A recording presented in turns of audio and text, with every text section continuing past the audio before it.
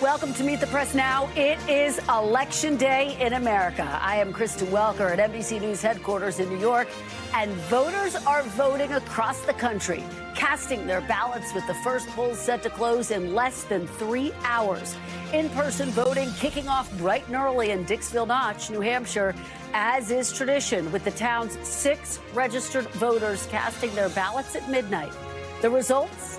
A tie, folks. A small example of just how close this presidential race could be. Today, both Vice President Harris and former President Trump are off the campaign trail after making their final pitches to battleground voters overnight. Mr. Trump spending Election Day in his home state of Florida, where he and his wife Melania voted earlier today. The former president briefly speaking to reporters and telling our own Garrett Haake that he has no regrets about his campaign. But regrets, you always have regrets. I can't think of any, to be honest, to use her expression. I can't think of any. I ran a great campaign. I think it was maybe the best of the 3. We did great in the first one. We did much better in the second one, but something happened. And this was the best. I would say this was the best campaign we ran.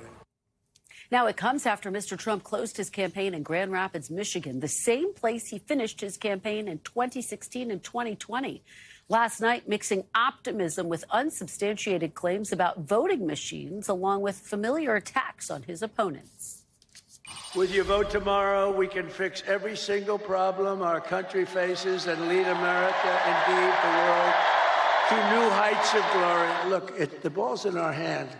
All we have to do is get out the vote tomorrow. You get out the vote, they can't do anything about it, we win. If we show up, they can't win. They can't. They mathematically can't win because they're so far behind. I'm not running against Kamala. I'm running against an evil Democrat system. These are evil people. Meanwhile, Vice President Harris was in Philadelphia last night urging voters to turn the page on the Trump era and nodding to the city's most famous underdog. Here at these famous steps, a tribute to those who start as the underdog and climb to victory. We have an opportunity in this election to finally turn the page on a decade of politics that has been driven by fear and division. However, the race ain't over yet. And we must finish strong, and this could be one of the closest races in history. And just moments ago, the vice president hopping on the phone with voters during an unscheduled visit to a Democratic phone bank at DNC headquarters. She will spend tonight at her election headquarters at her alma mater, Howard University. This morning, talking to Georgia Radio about the significance of that location. The first office I ever ran for was freshman class representative at Howard University. And to go back tonight to Howard University, my beloved alma mater, and be able to hopefully, recognize this day for what it is really, it's full circle for me. And, if elected, I'll be the first HBCU president. It is now a waiting game, folks, to see what voters will decide, not just in the presidential election, but also which party will control Congress, as well as closely watched ballot measures, including abortion on the ballot in 10 different states. And with voters at times braving very long lines to exercise their right to vote, here's what some voters told NBC News about why they turned out today. To have my voice heard and let it be known that I am an American. If I stayed home, that's just a vote I'm throwing away. I think the country really is at stake. I think the divisive politics in the country at this time is really a detriment to our country. I kind of didn't want to vote for either, but I'm like, we need change. I just feel like everything's getting so expensive. I just took my time and looked at each candidate, and not only for the upper echelon, like the president, but also, the district leaders and everything like that. I definitely feel a weight lifted now that I've done it, so I'm just anxious to see the results. Always so great to hear from the voters. First polls close at 7 p.m. Eastern time, so if you're watching us right now, there is still time to go out and vote. All throughout the hour, we'll be checking with our team of NBC News reporters who are on the ground, fanned out across the country, following the candidates and speaking to voters at polling places in the biggest battlegrounds. And starting us off, Dasha Burns following Donald Trump in West Palm Beach, Florida. Gabe Gutierrez is with Kamala Harris at Howard University, Washington, D.C. In the battleground states, Julie Tsirkin in Pittsburgh, Pennsylvania, Blayne Alexander in Fulton County, Georgia, Shaq Brewster in Milwaukee, Wisconsin, and Priscilla Thompson in Surprise, Arizona. Thank you all for starting us off. Dasha, I am going to start with you. We heard what former President Trump had to say. He said he thinks it's the best campaign he's ever run. What's the mood inside the campaign, Dasha? Hey, Kristen, cautious optimism is the phrase buzzing around Trump staffers and allies. The former president himself said multiple times yesterday he believes that he has a 95% chance of winning. Of course, we've seen the polls. That is overshooting it by quite a lot, but it is an incredibly tight race. I also just heard from a campaign advisor who was on the plane with the former president yesterday, giving a bit of color of the mood on that plane after his final rally of his near decade as a candidate. This source telling me that the former president got a, quote, second wind, even though this was middle of the night, 3 in the morning, landing here at 6 a.m. in Palm Beach. She said he was boisterous on the plane. He was having conversations the entire time with folks on the plane, and that he had something quippy and personal to say to each of the close members of his campaign staff. They also told me that backstage before the rally, the staff and the family were really emotional, almost getting teary-eyed while telling me about that. And that really meant a lot to former President Trump to have his children there with him on that final day of campaigning as well, Kristen. Yeah, extraordinary to think of how much time he has been on the campaign trail, Dasha, that's for sure. So take me inside their strategy. What do they see as their best path to victory? And can he get to the White House without winning Pennsylvania? It's an excellent question. Pennsylvania is that gold prize. The thing tonight that they're watching for most closely is really North Carolina and Georgia, because we do think we'll get those results a little faster than we will get those blue wall states coming through. And boy, does he need North Carolina. He won it both in 2016 and 2020, and he needs it again. Otherwise, the math gets a little bit dicey. He does have other paths besides Pennsylvania if he isn't able to win that. But of course, that's the one that both Harris and Trump has visited most often, most electoral votes, and it's been the thing to put a lot of presidents over the edge, Kristen. Yeah, Democrat hasn't won there since 2008.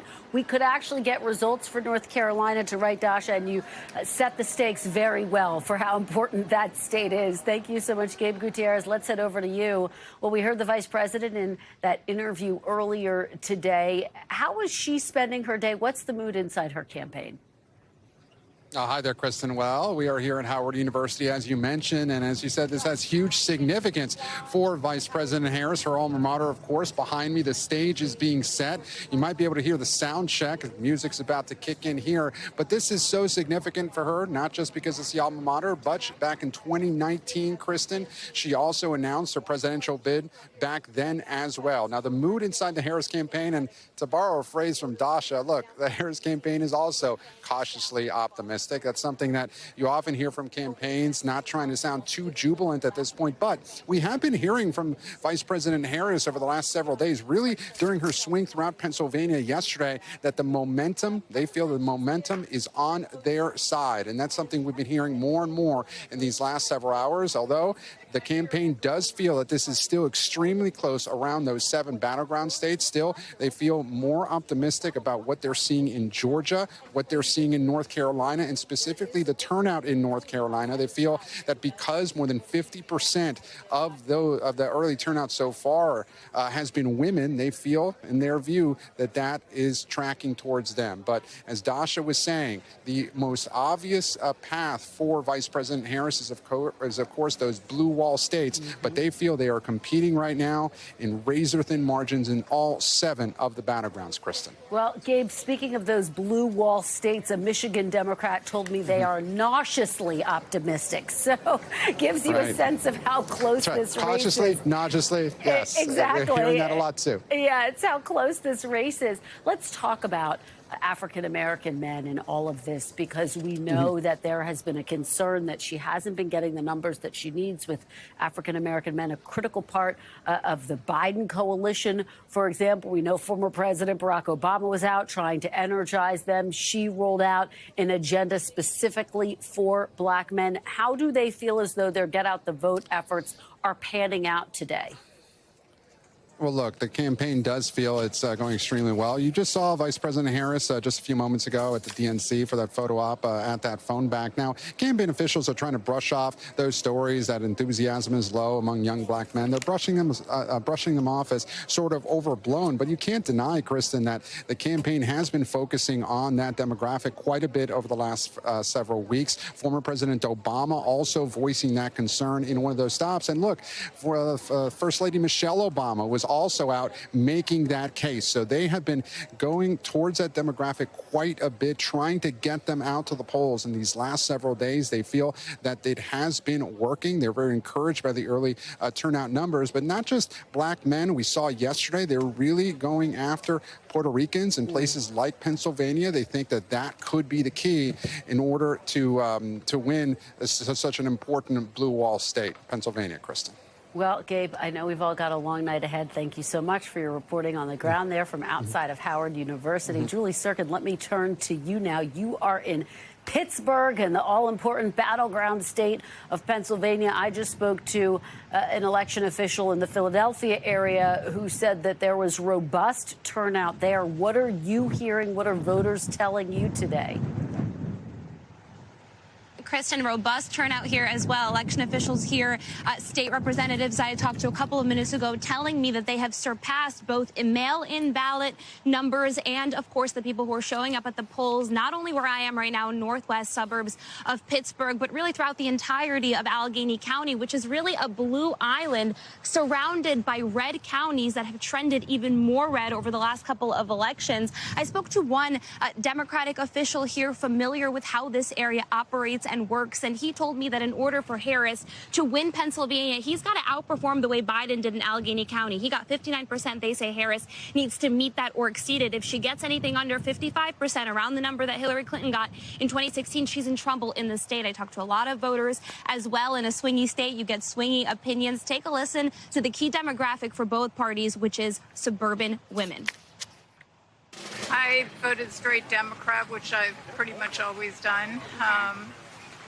I'm just afraid of what would happen if Trump got in. I feel his way is going to be really crazy, and I just would fear not only for my democracy, but I'm old, my children, my grandchildren, my grandchildren's children, and that's how I really looked at it. It was really important. Voted straight Democrat. Yeah, I'm a lifelong Republican. Because I feel that although she doesn't represent all my values, she represents more of them than the Republicans do right now. And I'm very concerned about the split in the Republican Party. And until they fix that, I can't consider myself a true Republican anymore. Now, that woman you heard from, her name is Diane. She's 65 years old. She told me she, for example, is anti-abortion, but that issue is so important for her because she believes in choice. That is something we've heard often here. We, of course, also heard from Trump voters, including a 19-year-old first-time voter who decided to vote for the former president. Just fascinating, Julie Tsirkin. Fantastic interviews. Great reporting on the ground there. Thank you. Blayne Alexander, let me turn to you. It's so great to have you back just in time for Election Day. You're there in Fulton County. Georgia's Secretary of State office says more than half of all active voters in the state cast their ballots early. So talk about turnout today, and welcome back, my friend. Thank you so much. Good to be back with you. And got a little bit going on here in Georgia. So, yes, absolutely. We're talking about more than half of the registered voters here in the state had already cast a ballot by the time polls opened this morning. And so that really does kind of have an impact on Election Day. Why is that? Because 4 million people, more than 4 million people had already cast their ballot.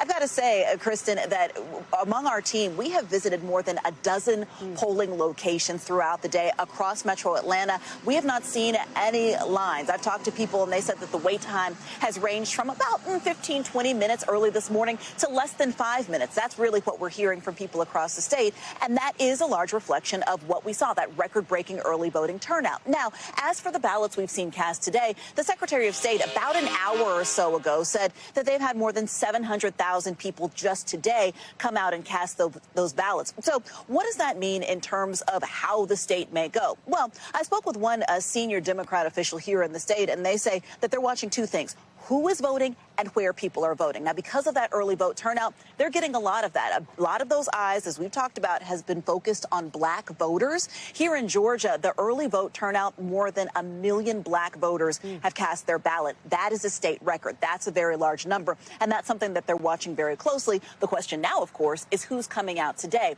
The other thing, Kristen, that I think is important to point out is when we will start to see results. You'll remember, of course, back in 2020, Georgia wasn't called for more than a week after Election Day. Well, this time around, state law mandates that all counties have to start tabulating those early votes and many of the absentee ballots, most of the absentee ballots, by 8 p.m., an hour after polls close. So that means that we should see a good majority of those votes start to be tabulated very quickly tonight. Kristen.